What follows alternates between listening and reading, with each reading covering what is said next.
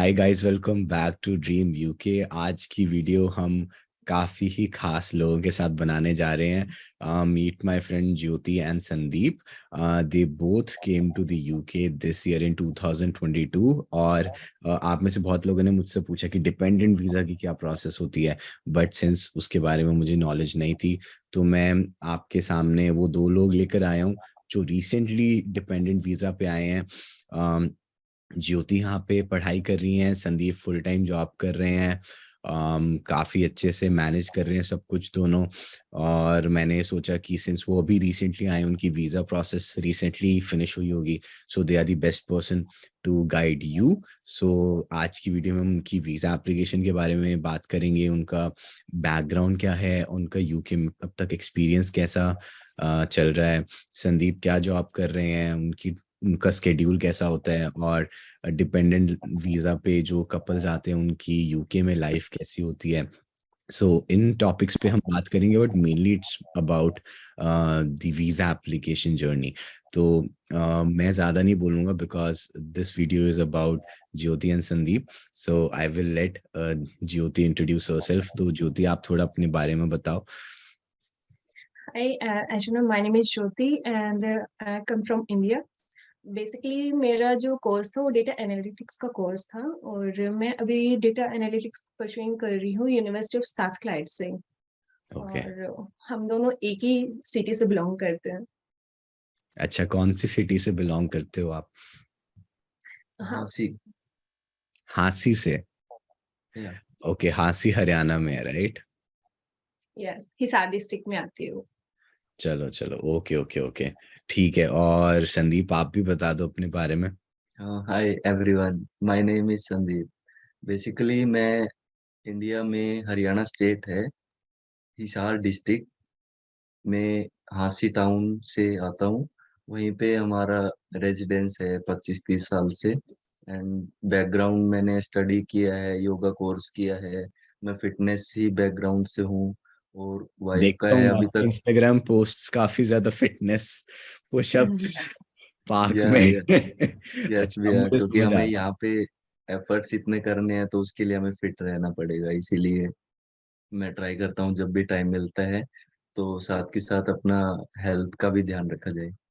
है। चलो सही है। ओके, तो जल्दी से आप अपना वीजा एप्लीकेशन जर्नी बताओ हमें, कैसा रहा, और डिपेंडेंट वीजा प्रोसेस क्या होती है, क्या कॉस्ट इन्वॉल्व होती है, टाइमलाइन, डॉक्यूमेंट्स, वो सारी चीजें आप हमें बताओ।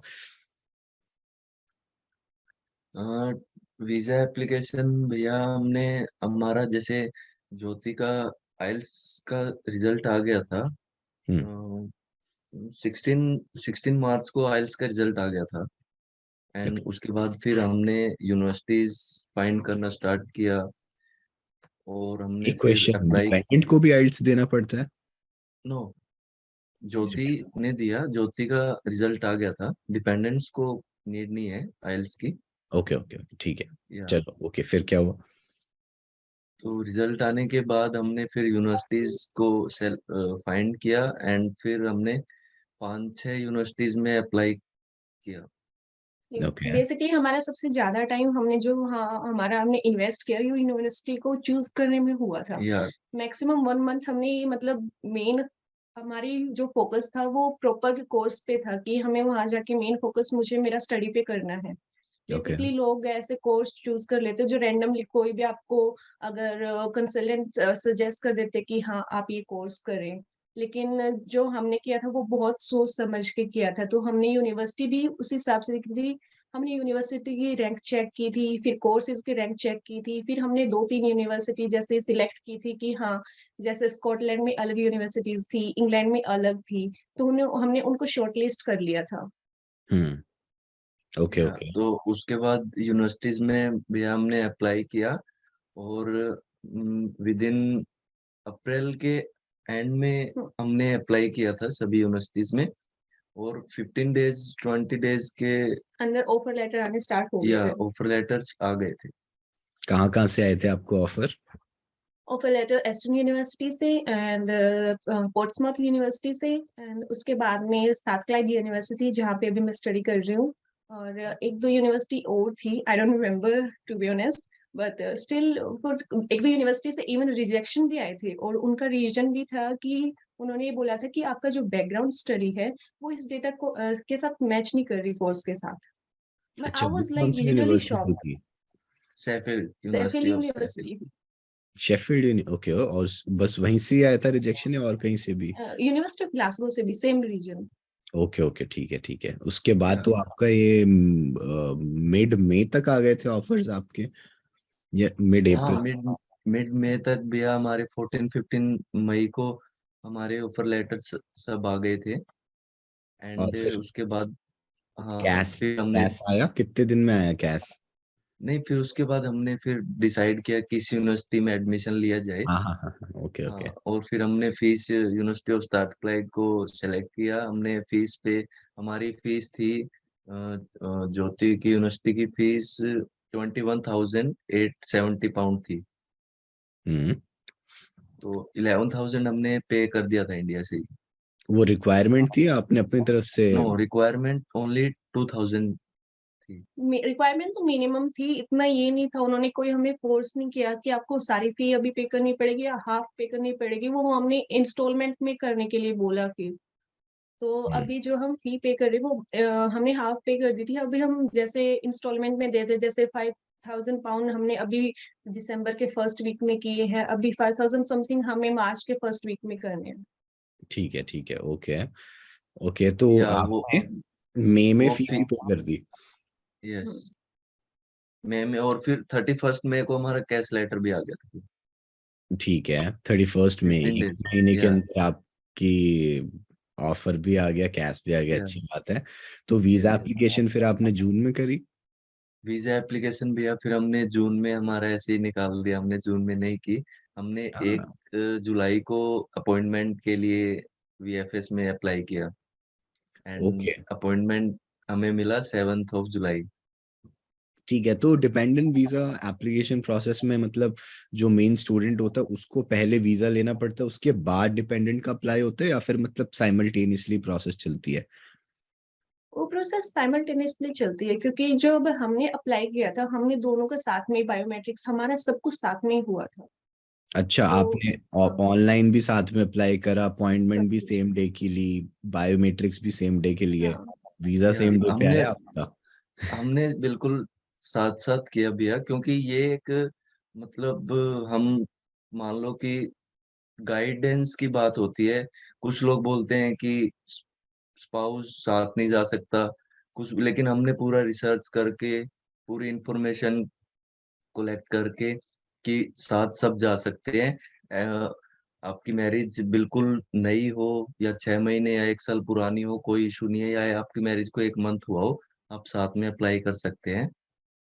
वो आपके एजेंट पे डिपेंड करता है कि वो आपको किस तरीके से गाइड करे। इवन जिस दिन हमारा बायोमेट्रिक्स था उस दिन हमें कुछ लोग वहां पे मिले जिन्होंने बोला कि हमारे एजेंट ने हमें ये बोल दिया कि आप बाद में प्रोसेस करना अपने हस्बैंड की, क्योंकि यूनिवर्सिटी से रिजेक्शन आ सकता है कि आपके हस्बैंड आपके साथ नहीं आ सकता। तो यूनिवर्सिटी से गलत कैसे गाइडेंस भी। रिजेक्शन आएगा? यूनिवर्सिटी या ने तो वो कैश दे दिया। वो डिपेंड करता है भैया कि आपका फाइल, आपका केस कैसा है। आप, अगर आपके डॉक्यूमेंट बिल्कुल जेन्युइन है तो आपको कुछ भी डरने की जरूरत नहीं है। आप साथ में अप्लाई करो, आपका सब बिल्कुल प्रोसेस स्मूथली होगा और आपको कोई भी कुछ अच्छा, प्रॉब्लम नहीं होगी। हाँ, तो जब जब आपने अपनी एप्लीकेशन करी थी तब आपकी शादी को क्या कम टाइम ही हुआ था या ज्यादा टाइम हो चुका था? 6 मंथ्स हो गए 6 मंथ 6 मंथ्स ही हुए थे, हाँ हुए फिर थे। तो ऐसा कोई, चलो अच्छी बात है। तो फिर आपने सब कुछ साथ में करा। तो अब आप ये बताओ कि स्टूडेंट वीजा और डिपेंडेंट वीजा में कितने कितने फंड्स दिखाने पड़ते हैं? आप अपना, ज्योति और आप संदीप दोनों अपना साथ में बता दो सब, ताकि सबको एक प्रॉपर आइडिया मिल जाए। एंड और उसमें डॉक्यूमेंट्स और फंड्स और टाइमलाइन उस चीज पे एक बार आप थोड़ा बता दो। फंड्स के लिए भैया मैं बताता हूँ कि स्टूडेंट्स को फंड्स चाहिए कि जैसे ज्योति की फीस थी 22 लाख, उसमें से जो फीस आपकी पेंडिंग रहेगी वो, और जो आपका लिविंग एक्सपेंस शो करना था वो 11 लाख। ज्योति का लिविंग एक्सपेंस शो किया था, 11 लाख इसकी फीस पेंडिंग थी, 22 लाख ज्योति के अकाउंट में शो किए थे। 28 नो days. या 28 डेज। वो 28 जब से स्टार्ट होते हैं जिस दिन आप अपॉइंटमेंट के लिए अप्लाई कर रहे हो। हाँ, हमें कई उससे बार ये भी बैकवर्ड. कंफ्यूजन होता है कि 20 डेज कौन से, या जिस दिन हम डेट ले रहे हैं अपॉइंटमेंट की उससे एक दिन पहले भी से स्टार्ट हो, कोई प्रॉब्लम नहीं है। मतलब जैसे कि. जैसे कि आपने 1 जुलाई को अपॉइंटमेंट लिया है, हम्म. तो 1 जुलाई से एक दिन पहले आप फंड अकाउंट में डलवाओ, और उसके 28 दिन कंप्लीट होने के बाद आपकी स्टेटमेंट रेडी है। लेकिन जब आप डॉक्यूमेंट्स सबमिट कराने जाते हो तब तो 28 डेज पुराने होने चाहिए ना. मतलब या जब आप नहीं, बेसिकली जो मैंने ऑनलाइन इंफॉर्मेशन रीड करी थी, मेरे को नहीं पता आपने एग्जैक्टली कैसे करा था, उसमें ये था कि जब आप ऑनलाइन एप्लीकेशन करते हो उस डे से पीछे मिनिमम 28 डेज होने चाहिए online application, not even biometrics. हाँ, सॉरी, मेरा कहने का मतलब ये है कि आप जब आपको 1 तारीख को आपने फीस दे दी वीएफएस की, हम्म. और आपको अपॉइंटमेंट मिला है 7 जुलाई का, अगर आप 1 तारीख जिस दिन आपने अप्लाई किया उस दिन से लेकर के आपके 28 दिन कंप्लीट होने चाहिए, ना हाँ कि हाँ 7 जुलाई को हम अपॉइंटमेंट के लिए जा रहे हैं तब। तो हाँ. 28 दिन, हाँ, ये पूरे 28 होने दिन चाहिए आपके थोड़ा। एप्लीकेशन ऑनलाइन करने से पहले कंप्लीट होने चाहिए. पहले कंप्लीट हाँ होने हाँ, चाहिए, वही. 28 दिन 29 दिन, नो प्रॉब्लम। ठीक है, तो तो ये तो वो ज्योति के फंड्स थे, तो आपके कितने फंड्स थे? मेरे फंड भी अगर हम लंदन में, थोड़ा एक्सपेंस ज्यादा है, लिविंग वहाँ पे ज्यादा होते हैं, हम स्कॉटलैंड में हैं, तो हमारे फंड्स मैंने शो किए थे 9 लाख। ओके. 9 लाख आपने शो किए थे. ठीक या है, मेरे और अकाउंट इसके में थे। बाद फिर डॉक्यूमेंट्स क्या क्या, और लंदन की रिक्वायरमेंट पता आपको कितनी है? लंदन की भैया 2-2.5 लाख रुपए एक्स्ट्रा मांग। ठीक है, और स्कॉटलैंड में जो रिक्वायरमेंट थी वो आपने एग्जैक्ट उतनी शो करी थी, उससे थोड़ा ऊपर शो करा था? भैया उस टाइम एक्चुअली पाउंड का रेट काफी कम था, 94-95 में भी, लेकिन मैंने 100-102 के नियर उसका एस्टिमेट करके ओ. एक 50,000 1 लाख एक्स्ट्रा किए थे। ठीक है, ठीक है. या मेक सेंस. ओके, फिर आपके डॉक्यूमेंट्स क्या क्या थे?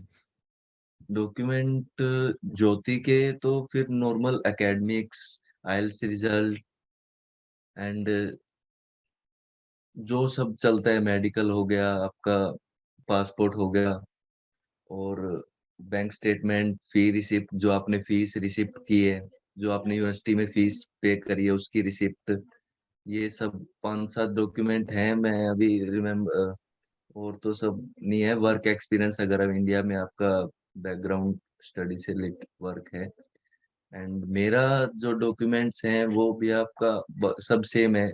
मेरे एकेडमिक्स, वो कोई जरूरी नहीं है कि आपका डिपेंडेंट को 10th हो, 12th हो, ग्रेजुएशन हो, आइल्स कोई रिक्वायर्ड नहीं है। मेडिकल हो गया, मेरा बैंक लेटर। मेन होता है कि डिपेंडेंट का आपको एक तो पासपोर्ट में नाम होना चाहिए। स्पाउस का नाम हो तो बेटर है, हम्म. उसमें आपका प्रूव हो जाता है कि एक स्ट्रॉन्ग वो हो स्ट्रॉन्ग जाता है कि, एविडेंस के रूप में या हम बोल सकते हैं कि वैसे यूज हो जाता है। एक मैरिज इनविटेशन कार्ड, ये सब और चीजें जैसे छोटी मैरिज छोटी बहुत। फिक्स। ठीक है, तो आपने इस प्रोसेस के लिए किसी कंसल्टेंट या एजेंट से हेल्प ली थी? यस भैया, हमने कंसल्टेंट से हेल्प ली थी, और काफी हमारा प्रोसेस सब स्मूथ रहा, और सब अच्छा. प्रॉपर चलो हो हाँ, इसी गया। इवन बात पे. मतलब कोई आपका. बैरियर नहीं आया था। सारा मतलब ए टू जेड कंप्लीटली जो स्टेप बाय स्टेप प्रोसेस होती थी ना, बिल्कुल वैसे ही जाता जा रहा था। एक तो होता है उन्होंने कि कभी हमारे, एडमिशन में भी आपकी हेल्प करी थी उन्होंने, या खाली वीजा में? नहीं, एडमिशन में भी उन्होंने मतलब यूनिवर्सिटीज हमें उन्होंने सजेस्ट की थी। लेकिन जैसे उन्होंने हमें बताया था कि ये यूनिवर्सिटी आप अप्लाई कर सकते हो, लेकिन हमने उनको बोला कि हमें कोर्स ही अलग चाहिए। तो हम्म. फिर वो बोलते कि चलो ठीक है, भैया फिर हमने आप देख लो। उनकी हेल्प ली थी। उन्होंने हमें यूनिवर्सिटीज बताई, हमने डिसाइड अपने बिहाफ पे किया कौन सी यूनिवर्सिटी हमें लेनी है, कौन सा कोर्स हमें करना है, और हमने हेल्प ली थी भैया उनकी।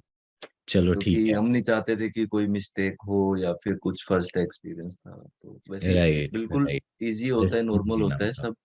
या सही है। तो आप वो ऑनलाइन कंसल्टेंसी प्रोवाइड करते हैं या फिर उनके पास ही जाना होता है? बिकॉज मैं सोच रहा था अगर आप उनका नाम बता सको तो किसी को डिपेंडेंट वीजा से रिलेटेड काम करवाना हो तो उनसे डायरेक्टली बात कर सके, बट आई बिलीव वो हरियाणा में होंगे जो आपके कंसल्टेंट होंगे, तो एक्सेसिबल नहीं होगा सबके लिए जो दूसरी सिटीज से हैं। या वो आप हम ट्राई कर सकते हैं, पता नहीं अभी तो उनका ऑफिस वो ऑफलाइन ही उनके पास जाना होता है। Online okay. का मुझे नहीं पता क्योंकि वो हमारे पास में थे, वो हिसार में ही उनका ऑफिस है। क्या नाम है उनका? सेवन सीज के नाम से है उनका। सेवन सीज के नाम से उनका सेवन ऑफिस है, सीज। करण, या करण सर नाम है उनका। Okay okay. और हमने दिल्ली भी काफी कंसल्टेंट पता किया, चंडीगढ़ में भी, लेकिन ये हम मतलब इनका बहुत अच्छा हमें रिव्यू मिला था। आपकी हर कॉल पिक करेंगे आपको, मतलब ये नहीं है कि आप बहुत अच्छे से रिस्पॉन्स देते हैं, तो हमें अच्छा लगा, तो काफी प्रोसेस अच्छा हुआ गया। चलो सही है। ठीक है, तो फिर आप डॉक्यूमेंट्स के बारे में बता रहे थे, एक बार जल्दी से लिस्ट कर सकते हो एक एक डॉक्यूमेंट आपने क्या दिया था, हाँ, मतलब बोल मैं के? मैं जल्दी से बताता हूँ भैया। फर्स्ट मेरा पासपोर्ट, ठीक है। एंड मेरा मैरिज सर्टिफिकेट, ठीक है। वो एंड मैरिज मेरा certificate, bank letter. Marriage certificate आपका कोई उसमें अलग से बाद में उसको स्टैम्प पेपर पे भी कुछ कराना होता है, जैसे ओरिजिनली होता है वैसे ही आपने? नहीं, ओरिजिनल होता है जैसे वैसे ही नॉर्मल, आपको उसका ओरिजिनल डॉक्यूमेंट्स वीएफएस लेके जाने होते हैं और उसको स्कैन ठीक है करके। ठीक है, समझ गया। Passport, bank marriage let certificate, उसके बाद और बैंक लेटर और बैंक स्टेटमेंट। उसमें आपने ये 9 लाख ये शो सब। करे थे 28 दिन के लिए। यस। स्कॉटलैंड के लिए, यस। लंदन के ज्यादा है, ठीक है, उसके बाद? हाँ जी। उसके बाद हमने एक एक्स्ट्रा इनविटेशन कार्ड लगाया था, मैरिज फोटोज लगाई थी 4 to 5, एंड मेडिकल और चैट फोटो, बस। मेडिकल और? Chat photo. जो हमारी चैट हुई थी शादी से पहले या कोई भी डिस्कशन ऐसे ही नॉर्मल। अच्छा, ये इट भी वाज नहीं? Like funny. ये कोई कंपलसरी एज नहीं है, हाँ। लेकिन अगर हम बस दे सकते हैं, अगर हमारे पास है तो, अगर दें तो फिर कोई अच्छा है। चलो। वीजा, वीजा ऑफिसर भी सोच रहा होगा सबसे जेन्युइन केस आया अब तक का डिपेंडेंट वीजा का। इससे नहीं, जेन्युइन। काफी। आपका मेन आपको पासपोर्ट और मैरिज सर्टिफिकेट और एक जॉइंट अकाउंट हमने ओपन किया था, मतलब हम्म। हमने कहीं भी कमी नहीं छोड़ी थी कि हमारे डिसीजन में कुछ कमी आए। Right right. और फिर आपका डिसीजन कितने कितने टाइम में आया था एप्लीकेशन करने के बाद? डिसीजन भी हमारा एग्जैक्ट टाइम पे आ गया था, हमने 7 जुलाई हमारा अपॉइंटमेंट था, बायोमेट्रिक था 7 जुलाई, एंड 23 जुलाई को हमारा वीएफएस की तरफ से मैसेज आ गया था और कब से कि आपका एंट्री अलाउ प्रोसेस। होगी आपको? एंट्री। कब से एंट्री अलाउड थी आपको यूके या में? Entry allowed. 21 अगस्त इनकी थी 20। या और 27 अगस्त मेरी थी। तो हमने पहले सोचा कि टिकट्स बनवा लेते हैं। तो हमने सोचा कि चलो 27 की बनवा लेते हैं, तो बट हमने जो पासपोर्ट आने के बाद में चेक किया कि मैं क्या ये तो हम बच ही गए, क्योंकि हम मतलब बहुत ज्यादा मैशअप हो जाता बनाने पहले उसके टिकट बनवा लेते तो हम। फिर हमने उसके हम्म। बाद में टिकट्स माइट बी 4 सितंबर की बनवाई थी, 4 to 5। ओके। और कितने की, तो आपको 9th को अप्लाई करके 23rd को डिसीजन आ गया, मतलब आ गया था कि हाँ। प्रोसेस्ड वीजा एप्लीकेशन, फिर 1-2 दिन में डिलीवर हो गया होगा पासपोर्ट? हाँ या उस सेवन्थ ऑफ 27 का। सेवन्थ ऑफ जुलाई को हमने अप्लाई किया, बायोमेट्रिक हुआ, एंड 23 को 15 डेज के बाद, आप 15-16 डेज में हमारा रिजल्ट वो आ गया था, डिसीजन, एंड 3-4 डेज में हमारा भी पासपोर्ट आ गया था। ओके। उस दिन भी हम आपकी वीडियोस देख रहे थे कि कितने दिन में आ जाता है पासपोर्ट। मतलब इतनी हाँ। एक्साइटमेंट हो कैसे रही थी ट्रैक ना। करते हैं, कैसे कब ट्रैक आएगा, करते हैं वो सब चीजें। कब कोरियर हो जाता है घर पे। तो आपने कोई कुरियर ट्रैकिंग नंबर से उसको ट्रैक भी करा था या फिर बस वेट करी मैसेज की जब ट्रैक प्रोसेस? किया था हमने। हाँ, ट्रैक किया था भैया, वो दिल्ली, हमने एड्रेस, एक्चुअली मेरे भैया दिल्ली रहते हैं, मालवीय नगर, तो हमने वहीं का एड्रेस डाला था। Okay okay okay. तो हाँ, और ट्रैक साथ कैसे करा हम आपने एप्लीकेशन को? ट्रैक। प्रोसेस्ड वाला मैसेज आने के बाद या डिस्पैच्ड वाला मैसेज आने के बाद कुछ?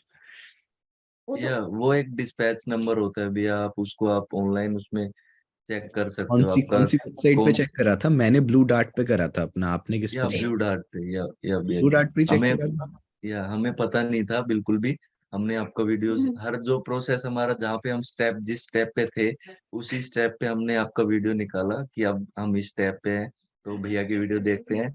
कुछ हमारा रिसर्च, कुछ आपकी वीडियोस, तो काफी हेल्पफुल रहा हमारे लिए। अच्छी बात है, बहुत अच्छी बात है। इसके बाद आपको टिकट्स कब बुक कराई आपने?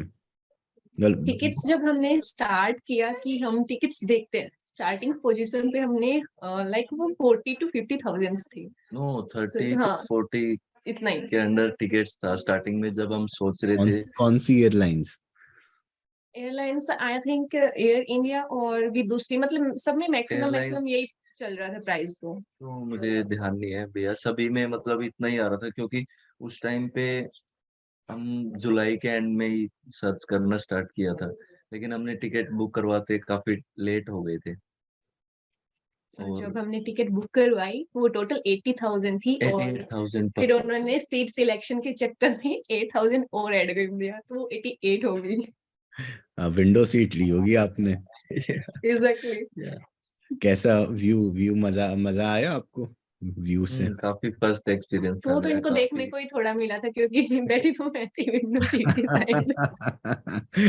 चलो चलो, अच्छी बात है। मेरे साथ क्या हुआ था कि मेरे को इतनी नॉलेज नहीं थी, मैंने फर्स्ट टाइम इंटरनेशनली ट्रैवल करा था, और मैं लाइफ में दूसरी बार प्लेन में बैठा था। मेरे को विंडो सीट तो मिली, बट वो विंग वाली विंडो सीट होती है ना, जिससे हमें भी कुछ नहीं वही मिली दिखता। थी। हमें भी वही मिली आपको वही मिली? आपको पैसे दे के वो मिली थी? थी।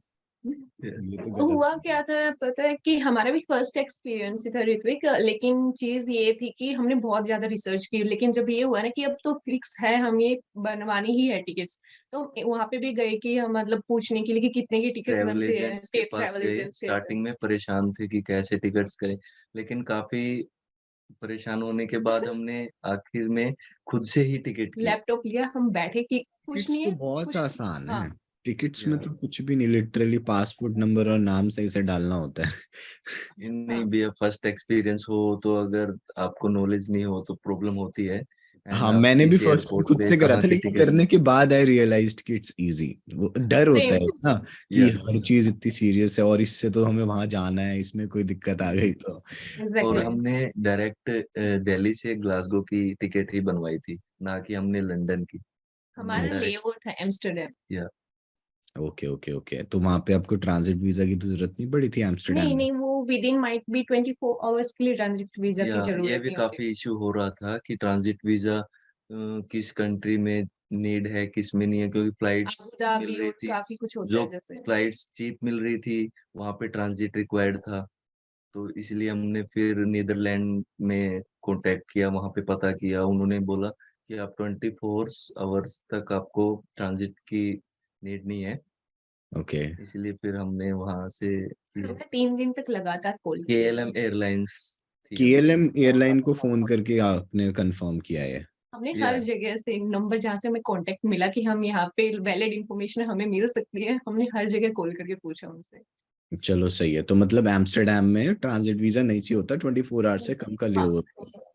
यस। ये चीज मैं भी ध्यान में रखूंगा। ट्रांजिट वीजा से मुझे बड़ा डर लगता है। तो मैं हमेशा ब्रिटिश एयरवेज से कराता हूँ, जिसका फर्स्ट लेओवर लंदन में होता है, बट वो एक्सपेंसिव होती है थोड़ी सी हाँ सेम। वगैरह से।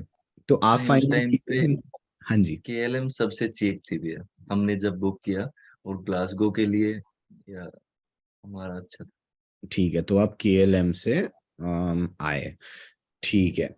और इसके बाद यहाँ पर आ गए, तो अब आपका एक्सपीरियंस कैसा रहा है? आप सितंबर इनटेक में आए थे 2022, अब दिसंबर चल रहा है, ज्योति का ब्रेक स्टार्ट हो चुका होगा, क्लासेस खत्म होके, असाइनमेंट्स खत्म होके। तो ज्योति, पहले आप बता दो अपना एक्सपीरियंस, फिर मैं संदीप से पूछता हूँ। जैसे हम सितंबर में आए तो सबसे पहले इशू जो हर बंदा जैसे फेस कर रहा आज के टाइम में अकोमोडेशन थी। तो वो पहले हमने सोचा कि हम इंडिया से ही अकोमोडेशन बुक करवा लेते हैं जब हम वहां पे थे, लेकिन हम जब सर्च किया तो थोड़ा सा मन में ये भी फेयर रहता है कि कहीं हम पे भी कर दे और कुछ वैलिड ना हो। फ्रॉड ना हो जाए। हाँ, कुछ फ्रॉड वाला सीन। तो हमने जैसे होटल फिर भी हमने 2 दिन के लिए बुक कर दिया कि एटलीस्ट हम एक बार ग्लास को लैंड करेंगे तो हमारे पास कुछ होना चाहिए डायरेक्ट जाने के लिए। तो फिर संदीप का ये व्यू था कि हमें 2 से या विद इन वीक हमें अकोमोडेशन मिल जाएगा, लेकिन जब हम यहाँ पे आए तो उसका बिल्कुल अपोजिट था। और फिर सबसे बड़ी बात है कि घूम फिर के एक ही जगह मिलती है लोगों को कि हम गुरुद्वारे चले गए। हमें किसी ने सजेस्ट किया कि आप गुरुद्वारे जाओ, 2 दिन जैसे ही हमारे होटल में कंप्लीट हुए, तो गुरुद्वारे में लोग काफ़ी हेल्प कर देते हैं आपकी।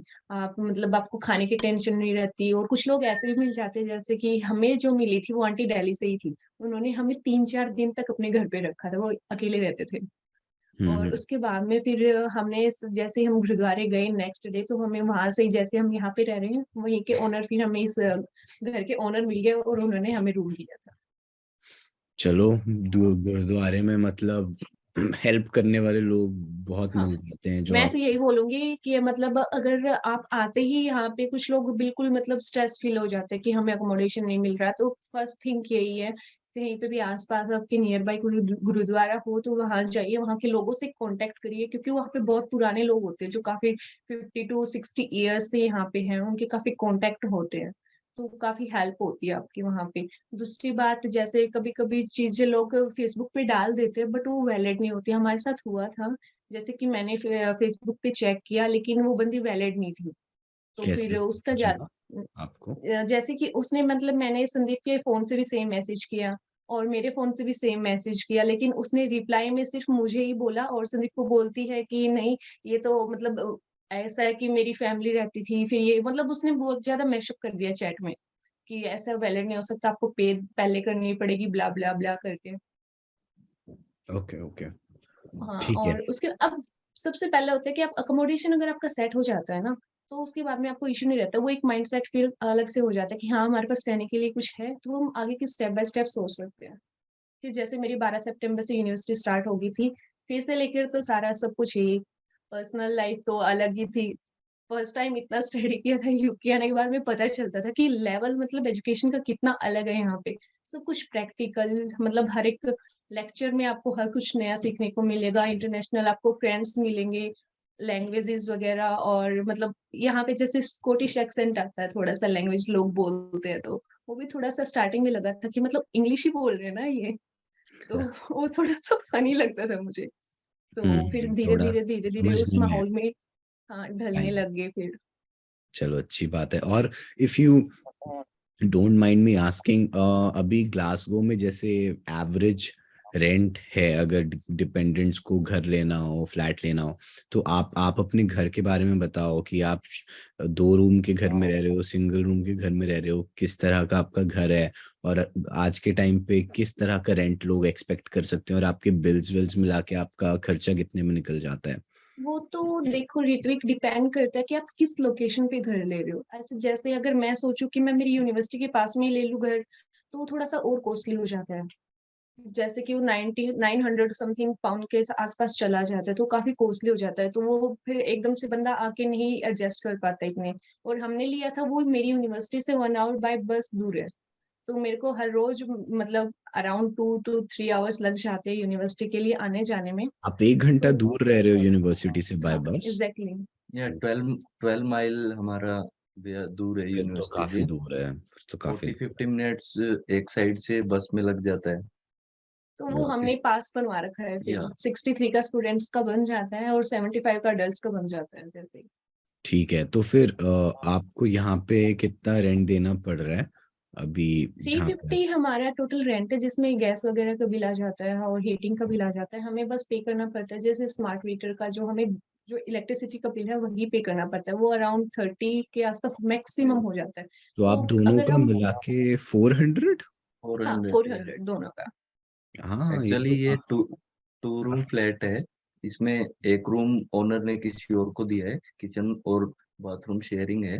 एक फ्लैट हमें दिया है, या ओके। एक रूम हम रह रहे हैं शेयरिंग में। ठीक है, ठीक है।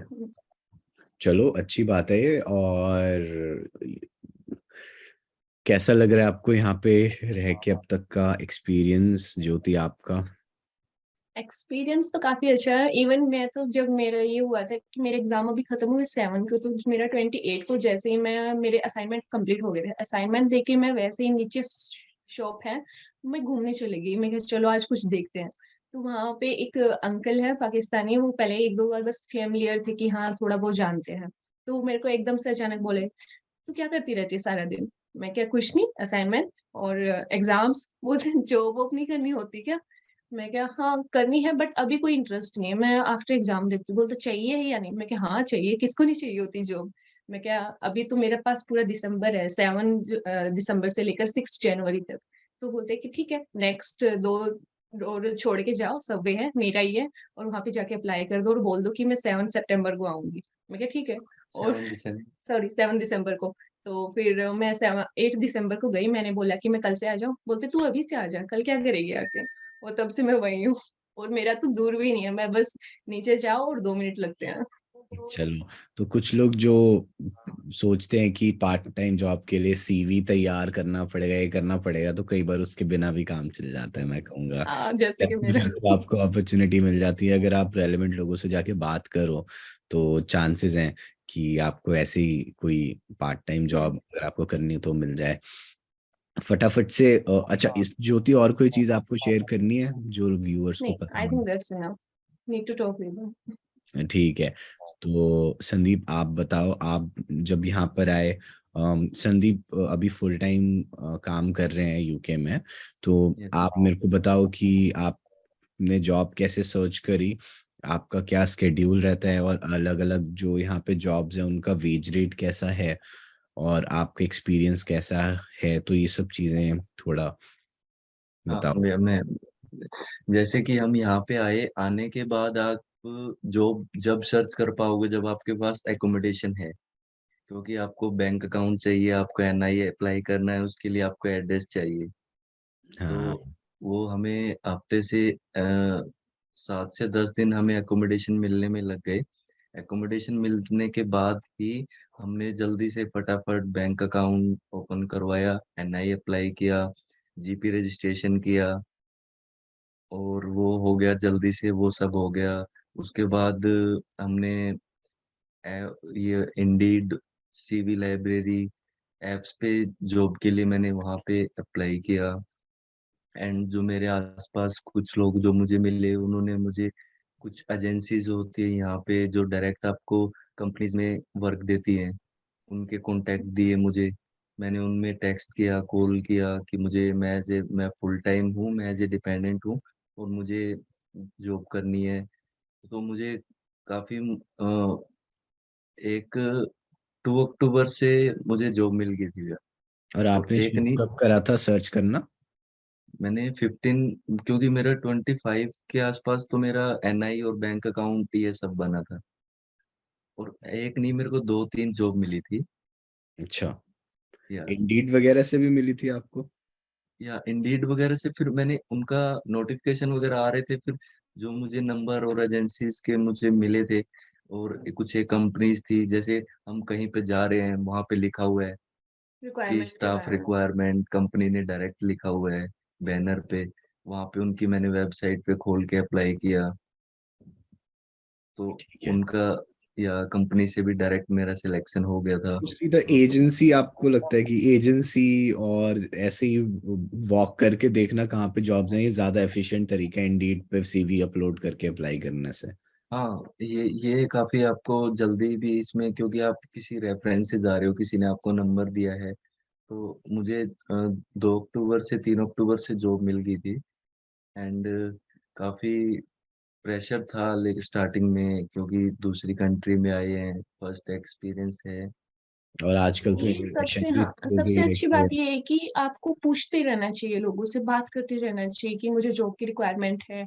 कहीं पे भी जाओ, आप थोड़ा-सा डिस्कशन करोगे ना आपकी नीड के बारे में, तो क्या पता किसी बंदे के पास ऐसी कोई हाँ, कि मेरे मतलब मेरी वेयरहाउस में या मेरे पास कुछ ऐसी लोकेशन में आप जॉब कर सकते हो। तो वो थोड़ा-सा कम्युनिकेशन आप अच्छा रखो लोगों से तो हो जाता है। जॉब का मतलब जैसे लोगों के दिमाग में इंडिया में होता है कि वहाँ जाके जॉब नहीं मिलती, हमें बहुत सफ़र करना पड़ता है।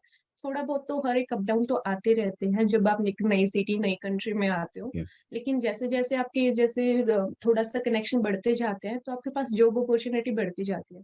और आई थिंक फर्स्ट प्रॉब्लम तो फर्स्ट जॉब में ही होती है, उसके बाद में तो आपको आइडिया आ जाता है कि जॉब हम कैसे सर्च कर सकते हैं, कैसे कनेक्शन बनाना चाहिए, किसका हम बैठे-बैठे मतलब साइमल्टेनियसली आप एक जॉब कर रहे हो, दूसरी जॉब चेक करते जाओ, पे रेट चेक करते जाओ कि हाँ, हम इसमें स्विच कर सकते हैं, तो फिर आपका जब मन करे आप स्विच कर लो।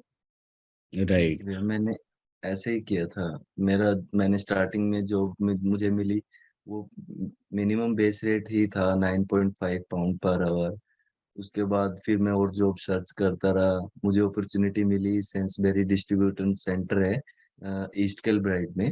पूरे स्कॉटलैंड का एक वो डिस्ट्रीब्यूशन सेंटर है सेंसबेरी का, डीएचएल के साथ उनका पार्टनरशिप है। वहाँ पे मुझे अपॉर्चुनिटी मिली।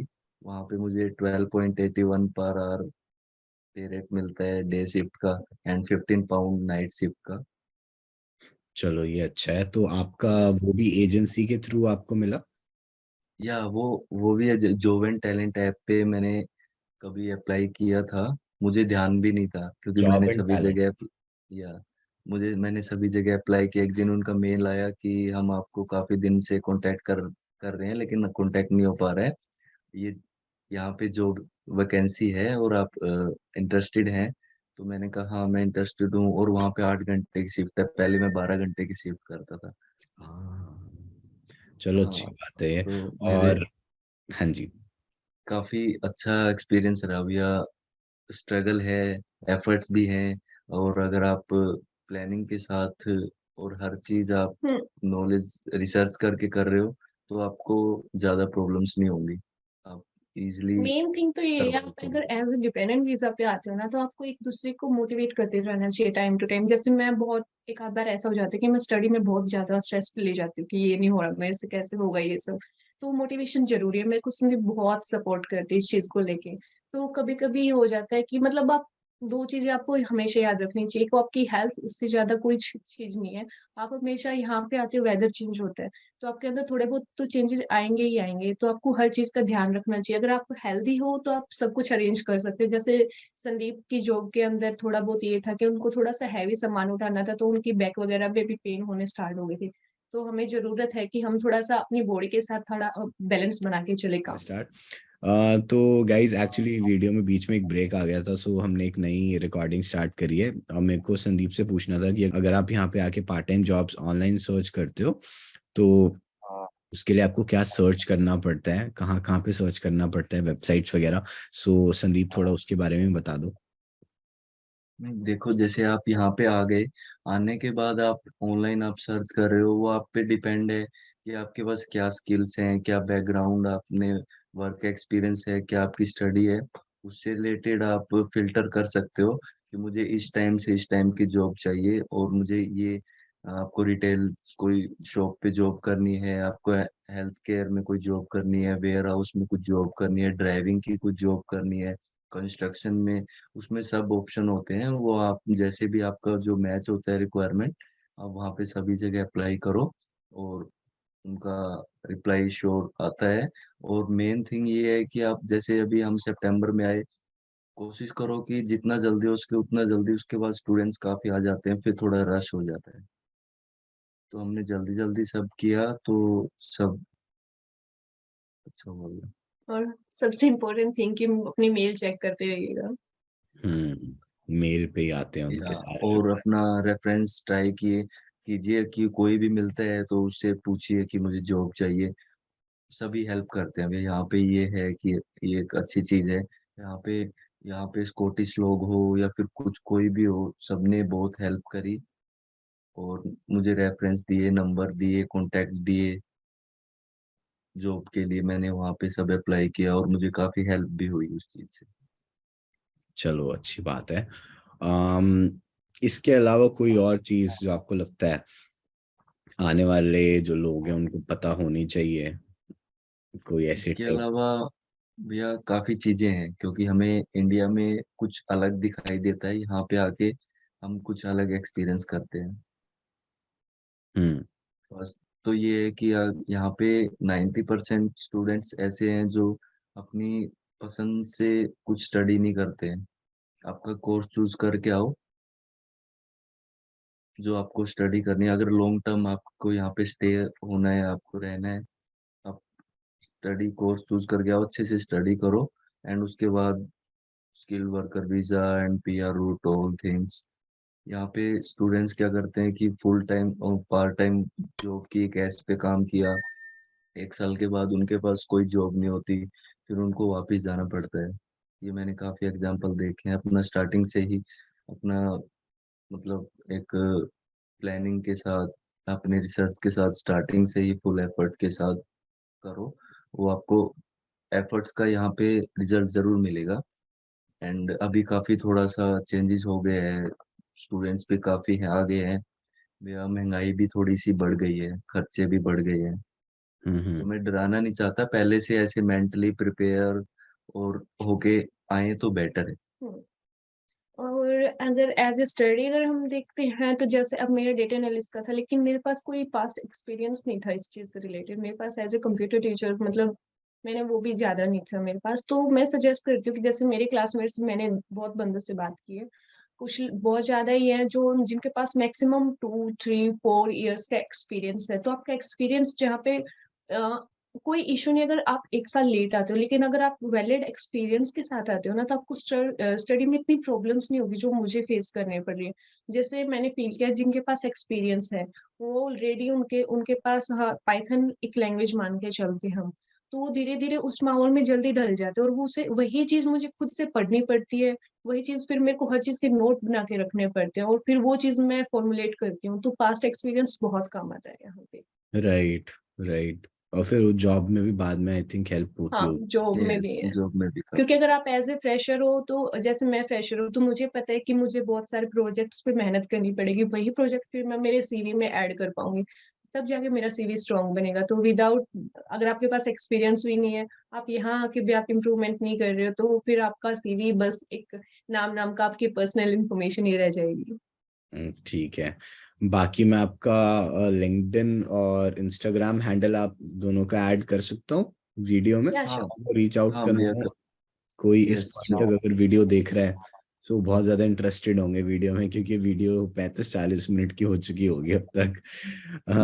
तो वो आपको कांटेक्ट कर लेंगे। और मैंने आपके पीछे फोटो भी देखी है, बहुत अच्छी फोटो है। आपके पेरेंट्स की है? यस। या ये संदीप के पेरेंट्स की, ज्योति के पेरेंट्स या की? मेरे मम्मी हम पापा। दोनों की ही लगा लो। मैं ये पक्का हम दोनों। ये ट्रिक क्वेश्चन था।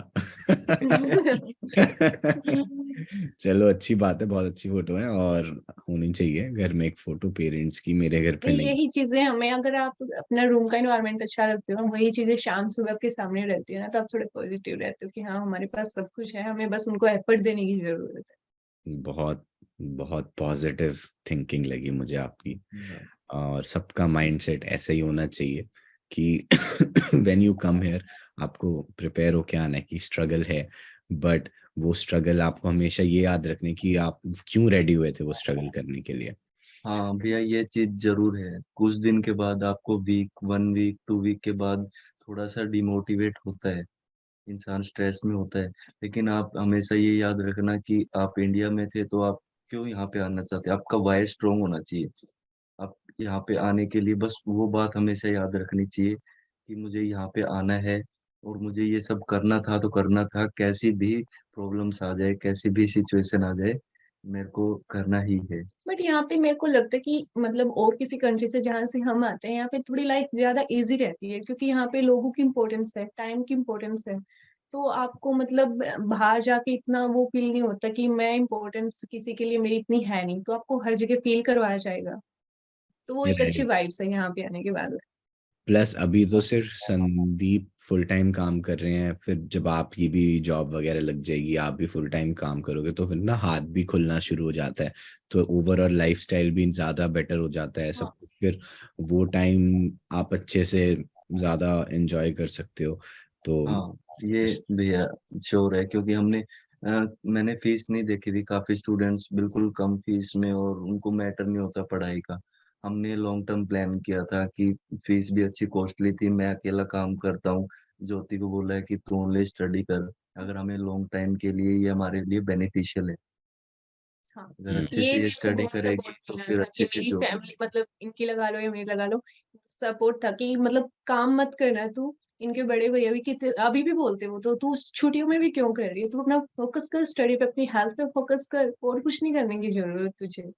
फिर मैं क्या, नहीं, हर चीज़ से स्ट्रगल होना भी ज़रूरी है। मुझे भी पता चलना चाहिए कि कैसे जॉब करते पार्ट टाइम, कुछ नया सीखने को मिलता है, कुछ मतलब दिमाग स्टडी से भी हट के कुछ, हाँ, ये कि अब कुछ इंटरेस्टिंग भी होता है। राइट।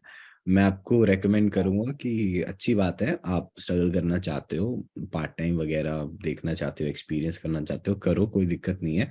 बट दिसंबर का टाइम आपको यूटिलाइज करना है ज़्यादा, कि सितंबर के हुँ, बाद जो आपको जॉब्स करनी है उसके लिए आप जॉब्स की लिस्ट अभी से बनाना स्टार्ट कर दो, किन रोल्स के लिए अप्लाई करना है, उन रोल्स की क्या रिक्वायरमेंट है, कोई सर्टिफिकेशन जो है जो आप अब कर सकते हो, क्योंकि अभी छुट्टियां चल रही हैं, अभी और कुछ है नहीं करने को। ठीक है, तो वो सीवी में अभी ऐड करके रख लो, क्योंकि काफ़ी सर्टिफिकेशंस की वैलिडिटी 1 साल तक की होती है। तो अगर आप वो अभी कर लोगे तो अगले साल दिसंबर तक वैलिड होंगी वो मिनिमम। तो ये टाइम अपना सीवी और कवर लेटर एनहांस करने में करो, फिर धीरे धीरे नेक्स्ट ईयर से फिर आप अपॉर्चुनिटीज को ढूंढना शुरू करना, मार्च अप्रैल के मंथ से। ठीक है, ये मेरा एक यस सजेशन है, अपनी खुद थैंक या यू। की ये ऑनलाइन। आपका सभी सजेशंस काफी अच्छे होते हैं। हम आपकी वीडियोस देख के ही हर स्टेप लेते हैं भैया, काफी हेल्पफुल होता है हमारे लिए। चलो मेरे जो को, आपकी जर्नी है, जो आपका एक्सपीरियंस है, वो काफी हेल्पफुल होता है लोगों के लिए भी, हमारे लिए भी।